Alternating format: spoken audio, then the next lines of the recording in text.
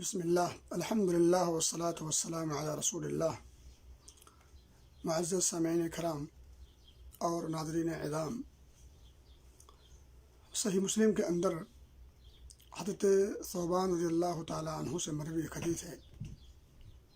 وہ فرماتے ہیں کہ کان رسول اللہ صلی اللہ علیہ وسلم اذا انصرف من صلاته استغفر ثلاثا وقال اللهم انت السلام ومنك السلام تبارک یا ذا الجلال والاکرام۔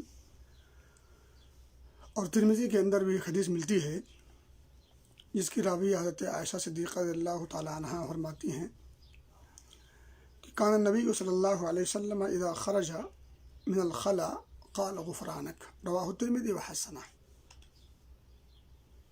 دو حدیثیں میں نے پڑھی ہے۔ ایک حدیث نماز سے فراغت کے بعد نبی اکرم صلی اللہ علیہ وسلم کیا فرماتے تھے، دوسری حدیث جس میں نبی اکرم صلی اللہ علیہ وسلم قضائے حاجت یعنی پیشاب و پاخانہ سے فراغت کے بعد کیا فرماتے تھے۔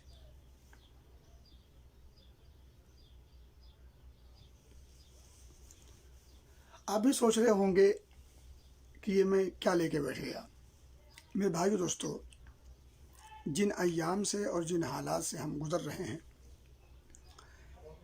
بچہ اس سے جانتا ہے، پہچانتا ہے اور اس سے آگاہ ہے۔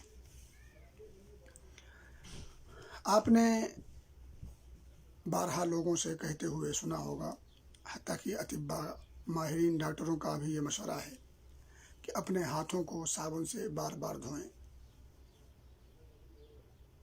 صابن سے دھوئیں تاکہ کرونا وائرس جیسی مہلک اور وبائی بیماری سے اپنے آپ کو بچا سکے۔ اچھا، ایک بات یاد آ گئی، میری سمجھ میں یہ بات نہیں آ رہی ہے کہ ہمارے ملکوں میں پتہ نہیں کیوں لوگ ابھی بھی بازاروں، مارکیٹوں اور گیدرنگ والی جگہوں سے بچنے کے لیے تیار نہیں ہیں۔ میں کہتا ہوں اس کو سمجھانے کے لیے ایک نقطہ ہی کافی ہے۔ نماز جیسی اہم عبادت کی جماعت اور اسی طرح سے جمعہ جیسا اہم رکن، اس کی ادائیگی آج وقتی طور پر روک دی گئی ہے۔ پچھلا جمعہ بھی آپ نے نہیں پڑھا اور کل آنے والا جمعہ بھی آپ مسجد میں جماعت کے ساتھ پڑھ نہیں پائیں گے۔ آخر کون سی وہ مجبوری ہے، کون سا وہ نقطہ ہے جو ہمیں مجبور کرتا ہے کہ مسجد میں جا کر جماعت کے ساتھ نماز نہیں پڑھ سکتے آج؟ کیا اس سے زیادہ اہم ہے لوگوں کے ساتھ اٹھنا بیٹھنا، چلنا پھرنا، مارکیٹ بازار اور یہاں اور وہاں؟ اگر اتنی بات سمجھ میں آ جائے تو میرا خیال یہ ہے کہ شاید لوگوں کو سمجھ میں آ جائے اور پھر اب گھروں میں بیٹھ جائیں، گھروں میں بیٹھیں، بیوی کے ساتھ بیٹھیں، بچوں کے ساتھ بیٹھیں۔ گھر میں اور بہت سارے کام ہوتے ہیں، ایک موقع ملا ہے آپ کو گھروں کے اندر بھی کام کرنے کا، گھروں کے اندر رہنے کا موقع ملا ہے۔ اپنے گھروں کو لازم پکڑیں۔ یہی ایک مسئلہ اور بڑا جو ہے واضح ہو گیا۔ بعض لوگ سمجھتے تھے کہ سنت نفل جتنی نمازیں ہیں وہ سب مسجد ہی میں پڑھنی ہیں، حالانکہ ایسی بات نہیں تھی۔ صرف فرض نماز مسجد میں پڑھنا کی اہمیت تھی اور بتایا گیا تھا۔ سنن اور نوافل کا اہتمام گھروں میں کرنا یہی سنت ہے اور یہی نبی اکرم صلی اللہ علیہ وسلم کا حکم ہے۔ میں نہیں جانا چاہتا، میں کہہ رہا تھا کہ ہمیں کثرت کے ساتھ صابن وغیرہ سے بار بار ہاتھ دھونے کا حکم دیا گیا ہے تاکہ اس وبائی بیماری سے اپنے کو، خود کو، اپنے بچوں کو اور پورے قوم قبیلہ اور اپنے ملک کو اور پوری ملک دنیا کو ہم بچا سکیں۔ بھائیو دوستو، ہم انسان ہیں، بچائیں، ضروری ہے اس کا اہتمام کرنا، اس کا احتیاط برتنا، تدابیر کا اپنانا اور حفاظتی تدابیر کا اپنانا یہ ضروری ہے، یہ حکم شرعی بھی ہے۔ میں ذرا تھوڑا سا ہٹ کر کے گفتگو کرنا چاہتا ہوں، اسی سے ملتی جلتی ہے۔ میرے بھائیو دوستو، دو میں سے ایک چیز تو یہ ہے، یا تو یہ عذاب ہے یا تو یہ ابتلا اور آزمائش ہے۔ چلو میں سب سے نچلی سطح پر آ جاتا ہوں، یہ عذاب نہیں بلکہ ابتلا اور آزمائش ہے۔ پھر بھی غور کرنے کا مقام ہے کہ آخر اللہ رب العزت نے ابتلا اور آزمائش میں ہمیں کیوں ڈھکیلا؟ کیا ایسا نہیں کہ ہمارے عقیدے تک خراب ہیں، ہمارے عقائد میں بھی ملاوٹ ہے اور اعمال تو بس العمى والحفیظ، معاملات ہمارے کتنے خراب ہیں اخلاق میں ہم کتنے گر چکے ہیں، کسی سے ڈھکی چھپی بات نہیں ہے، عوام ہو خواص ہو، ہمارے معاشرے کا ہر طبقہ، معاف کیجیے گا، معاشرے کا ہر طبقہ اور ہر معاشرہ لت پت ہے ہر قسم کی گندگی سے، ہر قسم کی برائی سے، ہر قسم کی معصیت و نافرمانی سے۔ کوئی معاشرہ اس وقت پاک نہیں ہے۔ میں اپنے بر صغیر کے معاشرے کی بات خصوصاً کر رہا ہوں کیونکہ میں وہاں سے متعلق ہوں، میں وہاں سے زیادہ کہاں کے بارے میں خبر رکھ سکتا۔ ہمارا معاشرہ ہر قسم کی گندگی میں لت پت ہے، خصوصاً عقائد کے معاملات میں بھی، اور جو دیگر معاملات ہیں وہ تو اللہ خیر کرے۔ میرے بھائی دوستو، یہ بات مسلم ہے، ہم لت پت ہیں، حالانکہ اللہ رب العزت نے ہمیں اپنی عبادت کے لیے پیدا کیا ہے، عبادت کے لیے پیدا کیا۔ اب میں سمجھاتا ہوں کہ عبادت کس حد تک ہمیں ضروری تھی، ہمارے اوپر عبادت کس حد تک لاگو ہے اور ہم عبادت سے کس حد تک دور ہیں۔ میں نقطہ سمجھا دوں۔ نبی مکرم صلی اللہ علیہ وسلم جب نماز سے فارغ ہوتے تو فارغ ہونے کے بعد سب سے پہلا کام استغفر اللہ استغفر اللہ استغفر اللہ۔ ہم بھی پڑھتے ہیں، ہر مسلمان جو نماز سے فارغ ہوتا ہے فراغت کے جسٹ بعد کیا کہتا؟ اللہ میں تیری پناہ میں آنا چاہتا ہوں، اللہ میں تیری بخشش اور مغفرت چاہتا ہوں۔ سوال یہ ہے کہ اس نے نماز پڑھی ہے، مکمل سراپا عبادت اور محبوب عبادت جو رب کو بہت بھاتی ہے، رب کو بھانے والی مکمل ایک اس نے نماز پڑھی ہے، 2 رکعت 3 رکعت 4 رکعت جیسی نماز ہو، اس کے بعد بھی وہ اللہ سے مغفرت طلب کر رہا ہے۔ کیا نقطہ سمجھ میں آتا ہے؟ علماء کی زبانیں سمجھیں اس کی حکمت کیا ہے۔ شیخ ابن عثیمین رحمۃ اللہ علیہ فرماتے ہیں، میں اس کو خلاصہ بیان کر رہا ہوں، کہتے ہیں کہ کوئی بھی انسان ایسا نہیں جو نقص سے کمی سے خالی ہو، ہر انسان کے اندر نقص اور کمی پائی جاتی ہے۔ اسی نقص اور کمی کے پائے جانے کی وجہ سے نماز میں بھی کہیں نہ کہیں کمی رہ جاتی ہے۔ تو بندہ اللہ سے مخاطب ہو کر کہتا، مولا میں نے اپنے انداز میں، ٹوٹے پھوٹے انداز میں جو کچھ تھوڑی سی تیری عبادت کی ہے، ایک ادا کو پیش کیا ہے، لیکن اگر کچھ کمی کجی رہ گئی ہے تو معاف کر۔ سوچیں، عبادت کے باوجود کمی کجی کا احساس، اور اس کمی اور کجی کا احساس کے ساتھ ساتھ اس کی بھرپائی کے لیے وہ زبان سے فوراً گویا ہوتا، مولا عبادت کی ہے لیکن قاصر ہوں، تیرے شان کے مطابق میں کہاں کر سکتا، تیری شان کے مطابق میں نہیں کر سکا، اس لیے میں تجھ سے استغفار طلب کرتا ہوں۔ علامہ ابن قیم رحمۃ اللہ علیہ فرماتے ہیں، کہتے ہیں کہ چونکہ عبادت کی ادائیگی میں بندوں سے تقصیر ہو ہی جاتی ہے اور کام کو اس انداز سے ادا نہیں کر پاتا جو اس کی شان کے سایہ نشان ہو، یعنی اللہ کی شان کے مطابق عمل نہیں ہو پاتا، تو اس لیے نبی مکرم صلی اللہ علیہ وسلم بھی استغفار کرتے تھے اور امت کو بھی سکھایا استغفار کرنے کے لیے نماز کی ادائیگی کے بعد۔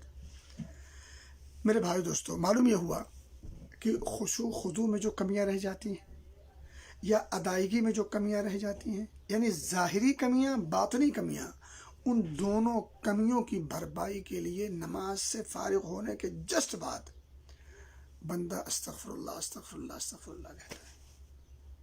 اب سوچیں ہم عبادت سے کتنے دور ہیں، عبادت کے بعد استغفار کیا جا رہا ہے، اور ہم عبادت سے غافل ہوں تو ہمیں کس حد تک استغفار کرنا چاہیے۔ نبی مکرم صلی اللہ علیہ وسلم کو کتنے مقامات پر قرآن میں حکم ہوا، وَاسْتَغْفِرْ لِذَنبِكَ وَسَبِّحْ بِحَمْدِ رَبِّكَ بِالْعَشِيِّ وَالْإِبْكَارِ، اور اس سے پہلے وَاصْبِرْ إِنَّ وَعْدَ اللَّهِ حَقٌّ، آپ صبر کیجئے، اللہ کا وعدہ برحق ہے۔ اپنے ذنب کی، اپنے گناہ کی، میں اس پہ گفتگو بعد میں کروں گا کبھی انشاءاللہ، اپنے ذنب کا استغفار کیجئے اپنے رب سے، واستغفر لذنبك فاعلم انه لا الہ الا اللہ واستغفر لذنبك وللمؤمنین والمؤمنات، اپنے لیے بھی، مومن مرد اور مومنہ عورتوں کے لیے بھی، ان کی طرف سے بھی آپ استغفار کیجیے، وہ ایک الگ مسئلہ ہے۔ لیکن نبی مکرم صلی اللہ علیہ وسلم جن کی سراپا زندگی عبادت سے سرشار تھی، عبادت سے عبارت تھی، یعنی آپ کا کوئی لمحہ اللہ کے ذکر سے، فکر سے، اس کی یاد سے، اس کی عبادت سے غافل نہیں ہوتا تھا، خالی نہیں ہوتا تھا۔ اس نبی کو یہ حکم ہو رہا ہے واستغفر لذنبک واستغفر اللہ ان اللہ کان غفورا رحیما۔ میرے بھائی دوستو، ہم عبادت سے کتنے دور ہیں اور کتنے غافل اور کتنے سست ہیں، ہر شخص جانتا ہے، کسی سے یہ ڈھکی چھپی بات نہیں ہے۔ میں کہہ رہا تھا کہ اللہ کے رسول صلی اللہ علیہ وسلم نماز سے فارغ ہو رہے ہیں، ہم بھی جب نماز سے فارغ ہوتے ہیں تو استغفار کرتے ہیں۔ نبی مکرم صلی اللہ علیہ وسلم نے سکھلایا ہے امت کو بھی اور خود بھی عمل کیا ہے۔ اما عائشہ فرماتی، ترمذی کی روایت ہے، آپ سب کو یاد ہوگی دعا، آپ صلی اللہ علیہ وسلم جب بیت الخلاء سے نکلتے قضاء حاجت کی فراغت کے بعد، تو آپ دعا کرتے غفرانک، اور بھی دعائیں ہیں، ان میں سے ایک دعا ہے غفرانک، اللہ میں تجھ سے بخشش طلب کرتا ہوں۔ سوال یہ ہے بخشش کس بات کا، کیوں، حکمت کیا ہے؟ میرے بھائیوں اور دوستو، علماء کہتے ہیں کہ اس کی حکمت یہ ہے کہ ایک آدمی پیشاب و پاخانہ کر کے باتھ روم سے جب نکلتا ہے اس وقت غفران کا سکھایا گیا ہے، کہتا ہے کیوں؟ کیونکہ اس کی حکمت یہ ہے کہ وہ کچھ وقت کے لیے ایک ایسی خبیث اور سب سے گندی اور ناپاک جگہ میں جا کر کے بیٹھا ہوا ہے جہاں وہ اللہ رب العزت کا ذکر نہیں کر سکتا، اللہ کے ذکر کو چھوڑنے پر وہ مجبور ہے۔ سوچیں، مجبوری کی صورت میں اللہ کے ذکر کے نہ کرنے کی وجہ سے وہ اللہ رب العزت سے استغفار کر رہا، مولا میں ایسی سچویشن میں تھا، ایسی حالت میں تھا، ایسی جگہ تھا جہاں میں تجھ سے، تیرے ذکر سے اپنے آپ کو غافل کر دیا تھا، غافل ہونے پر میں مجبور تھا، تیرے ذکر نہ کرنے پر میں مجبور تھا، یعنی ایسی صورت میں ذکر نہ کر سکا تو میں تجھ سے استغفار کرتا ہوں۔ اب سوچے ذرا کہ جہاں ہم ذکر نہیں کر سکتے، حالت کی وجہ سے عجیب حالت ہے اور نہایت ہی گندی ترین جگہ ہے، ایسے موقع پر ہمیں استغفار سکھلایا گیا ہو، ہم یوں ہی فضول میں بیکار میں بیٹھے ہوئے گپ شپ کر رہے ہوں، ان کی غیبت، ان کی چگلی، ادھر ادھر یہاں وہاں ادھر ادھر کی لایانی فضول باتوں میں، لایانی اور فضول کاموں میں لگے ہوئے ہوں، تب ہمیں کتنا استغفار کرنا چاہیے، اس کا موازنہ کر سکتے ہیں۔ اب میں آخری بات جو میں نے ہیڈنگ لگائی ہے صابن والی، علامہ ابن قیم رحمۃ اللہ علیہ سے ان کے بعض طلباء میں سے کسی نے پوچھا تسبیح اور استغفار کے بارے میں، ایہما انفع، ان دونوں میں سے زیادہ نفع بخش، فائدہ مند کون سی چیز ہے؟ استغفار زیادہ کرنا مناسب ہے، فائدہ مند ہے، نفع بخش ہے، یا تسبیح کرنا، یعنی سبحان اللہ سبحان اللہ استغفر اللہ کہنا مناسب زیادہ فائدہ مند ہے، یا استغفار الحمدللہ کہنا، سبحان اللہ کہنا، تسبیح؟ انہوں نے بڑا سنہری پیارا سا جملہ جو عقل میں بھی آتا، انہوں نے کیا فرمایا؟ فرمایا اگر کپڑے گندے ہوں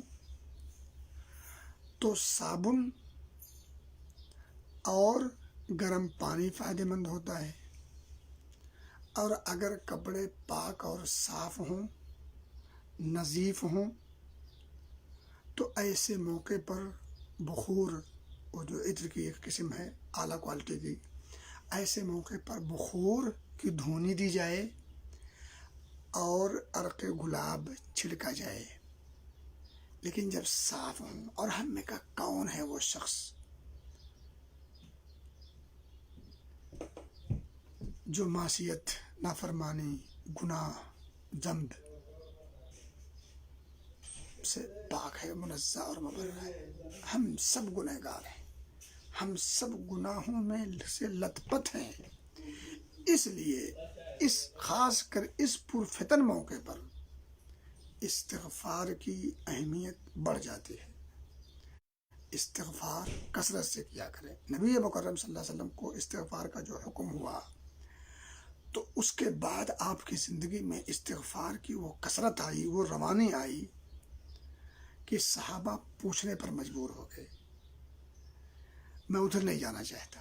نبی مکرم صلی اللہ علیہ وسلم کے ایک صحابی عبداللہ ابن عمر ہم فرماتے ہیں کہ آپ صلی اللہ علیہ وسلم ایک ایک مجلس میں اتنی کثرت سے استغفار کرتے تھے کہ ہم میں سے بعض گننے والے جب گنتے تھے بیدہ فعد العاد بیدہ 100 مرہ، 100 مرتبہ وہ اپنی انگلی پر گن لیتے تھے کہ آپ نے ایک مجلس میں 100 مرتبہ استغفار کیا ہے۔ کون سی ذات ہے؟ وہ ذات جو رب کی محبوب ہے، جس کے اعمال رب کی نگاہ میں مقبول ہیں، جو معصوم ہے اور محفوظ ہے۔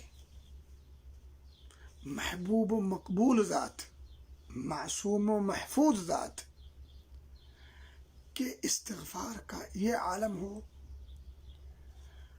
اور ہم استغفار سے اس قدر دور۔ لمحے فکریہ ہے۔ اللہ سے دعا ہے کہ اللہ ہمیں استغفار کی اہمیت کو سمجھنے کی توفیق دے، اور اس صابن سے، جو صابن دل کو زندگی عطا کرتا ہو، جو دل کے میل و کچیل کو دور کرتا ہو، جو دل کے اندر عجیب قسم کی زندگی پیدا کرتا ہو، جو دلوں میں انقلاب برپا کرتا ہو، اس صابن استغفار نامی صابن کو ہمیں کثرت کے ساتھ استعمال کرنے کی توفیق دے، تاکہ، اور ایک بات یاد رکھیں، اس صابن سے دل ہی کا میل و کچیل دور صرف نہیں ہوتا، استغفار ایک ایسا صابن ہے جس صابن سے آپ کے حزن و غم کو، آپ کے مصائب و مشکلات کو بھی دور کیا جا سکتا ہے۔ اس میں عجیب قسم کی خوشبو ہے، جو خوشبو آپ کے ذہن و دماغ کو معطر کر سکتی ہے، اور اس معطر کا نتیجہ یہ ہوگا کہ آپ کی زندگی سے حزن و ملال ختم، رنج و غم ختم، اور دنیاوی مصائب و مشکلات کا بھی ازالہ ہوگا۔ اللہ ہمیں سمجھ کی توفیق دے اور عمل کی توفیق دے۔ وآخر دعوانا ان الحمد للہ رب العالمین۔